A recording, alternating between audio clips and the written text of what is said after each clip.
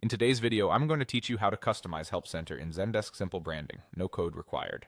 We're giving your Help Center a quick, professional makeover using the built-in tools in the standard Copenhagen theme, no coding needed.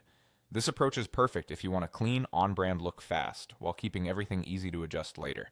Start in your guide admin. Look for the Customize Design icon, the little I, and click it. You'll see your available themes. Find the Copenhagen theme you're using and select Customize. This opens the visual editor where changes appear as you make them, so you can confidently tune the look without worrying about code. Begin with colors and fonts. In the Colors panel, set your brand's primary color, link color, and text and background colors. Keep readability front and center. Make sure body text stands out clearly against the background and that links are easy to identify. A simple palette of 2 or 3 brand colors usually feels modern and cohesive. Then move to fonts. Choose from the built-in web fonts for headings and body text. Pick a clean, legible pair and stay consistent. Sans serif fonts often read well on screens, and using one font for headings and another for body can add just the right amount of hierarchy without visual clutter. Next, update your images. Upload your logo. 200 by 50 pixels is the recommended size so it appears crisp without overwhelming the header. A transparent PNG often looks best on varied backgrounds.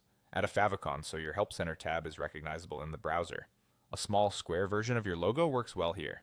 Finally, choose a hero image for the homepage background.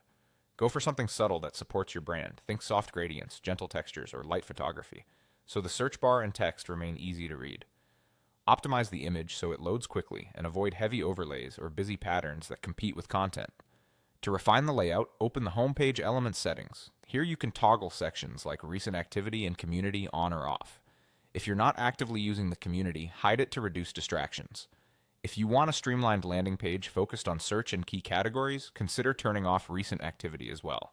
These switches help you control the focus and keep the experience simple for visitors. That's it.